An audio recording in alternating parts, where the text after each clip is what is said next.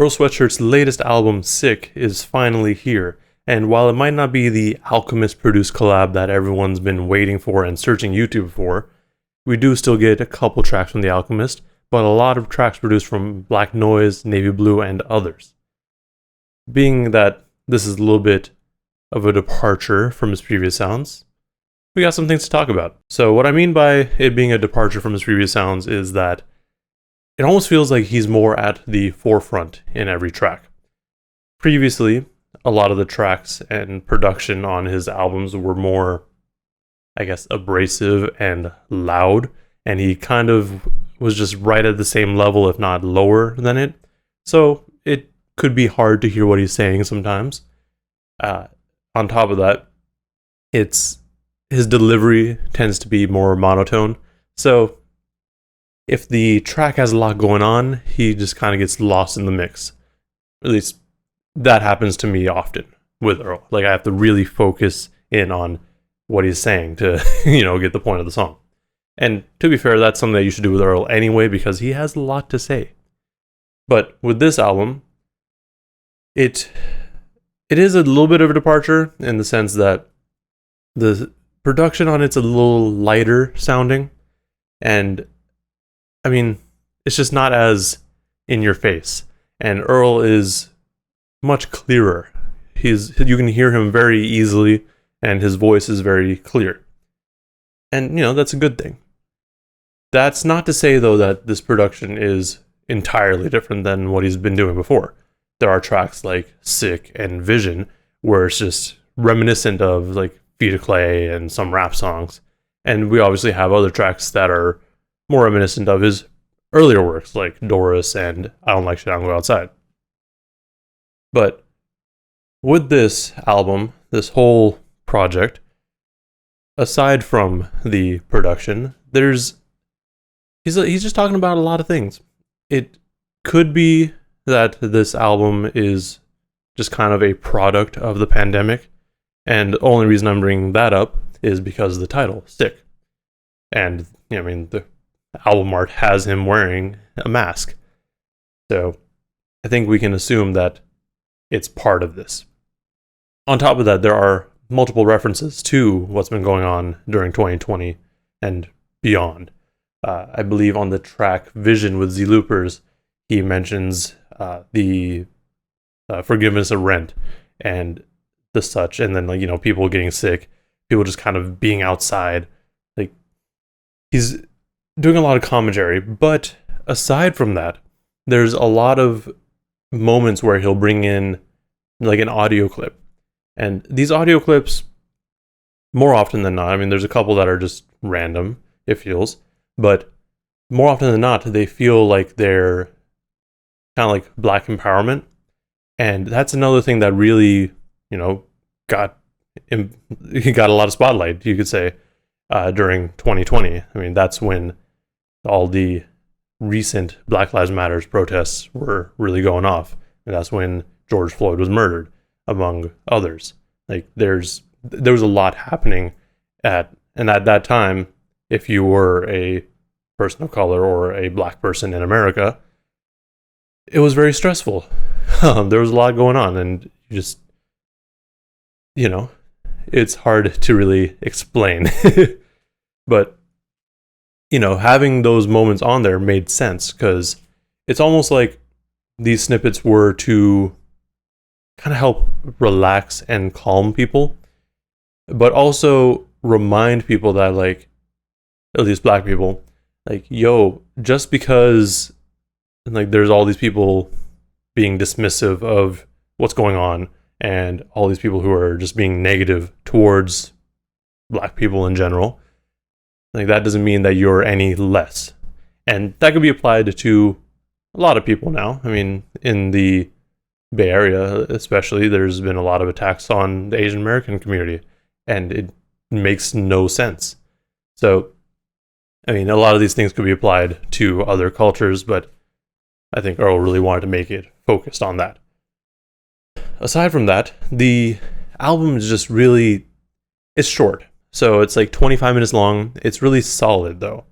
And personally, I had a lot of theories going into this album, like what he could be talking about, because I did do a breakdown for 2010, Tabula Rasa, and Titanic, and I believe on the Titanic breakdown, I thought maybe this album was going to be more of a focus on him reflecting back on 2010, 2011 when he came back from boarding school, I believe it was.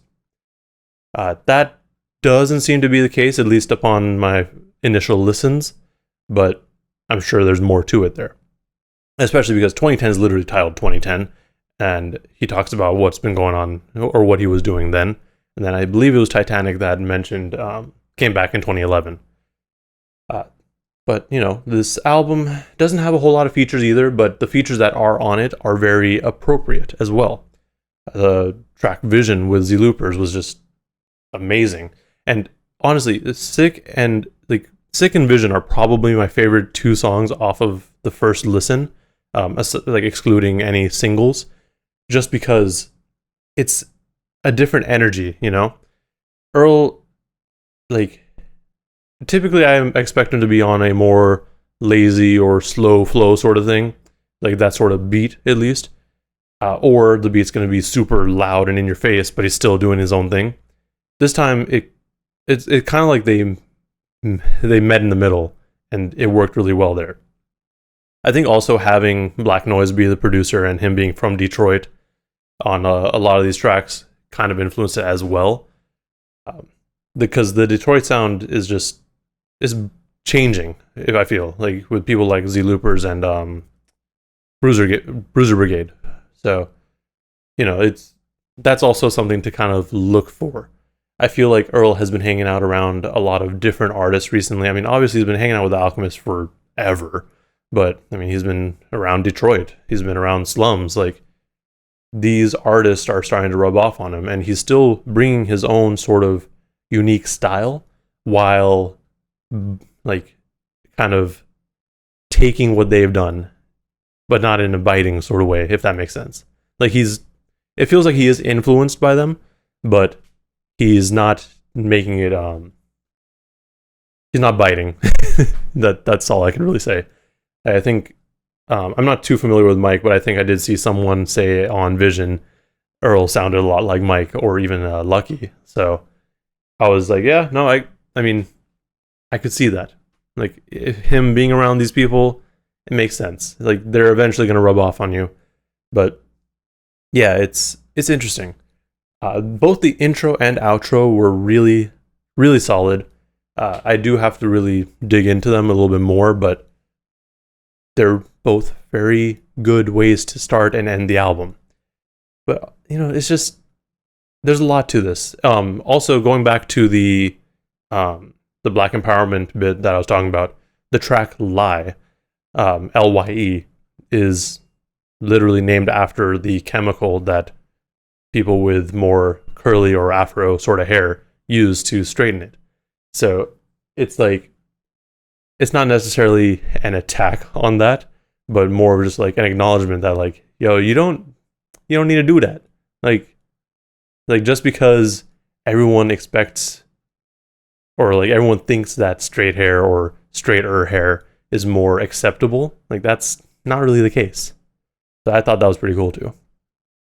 But yeah, there's a lot to this album, and Earl is one of those guys that stuffs a lot into 24 minutes and 7 seconds. So definitely expect a longer form review for this album, probably next week, once I really dissect it.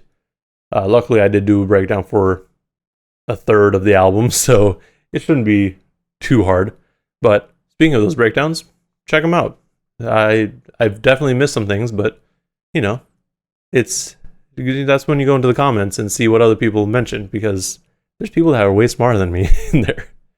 But that's all I've got. I just wanted to give some of my thoughts on this album. And yeah, comment below with what your favorite tracks are and what you thought of this album as a whole. I wouldn't say rank it in terms of Earl's projects, because honestly, I feel like it's different enough that it could be considered something else. But also, I'm not a fan of like ranking artist albums, because each album's different. Like, they change over the years. But Let me know what you thought of this album. Also, like and subscribe if you want to see more content like this. Thank you for watching, and please stay safe out there.